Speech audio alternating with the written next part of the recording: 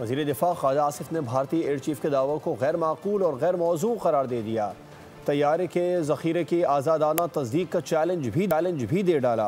कहा कि भारत ने ना कोई पाकिस्तानी तैयारा गिराया ना ही तबाह किया। पाकिस्तान ने 6 भारतीय जंगी तैयारे और S-400 दिफाई निज़ाम को तबाह करके सबूत फौरी तौर पर आलमी मीडिया को फराहम किए। न तैयारे गिरे न तबाह हुए। ख्वाजा आसिफ ने भारतीय एयर चीफ को आईना दिखा दिया। AP सिंह के दावे के बाद वज़ीर दिफा ख्वाजा आसिफ का रद्द अमल सामने आ गया। दावों को गैर माकूल और गैर मौजू करार दिया। तैयारों के जखीरे की आज़ादाना तस्दीक का चैलेंज भी दे डाला। ख्वाजा आसिफ ने एक्स पर लिखा कि भारत ने ना कोई पाकिस्तानी तैयारा मार गिराया ना ही तबाह किया। पाकिस्तान ने 6 भारतीय तैयारे गिराए।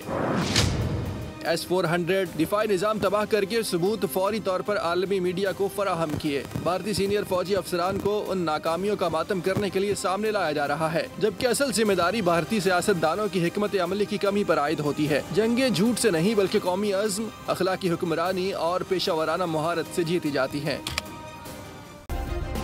सब्सक्राइब करें और बेल दबाएं ताकि कोई खबर रह न जाए।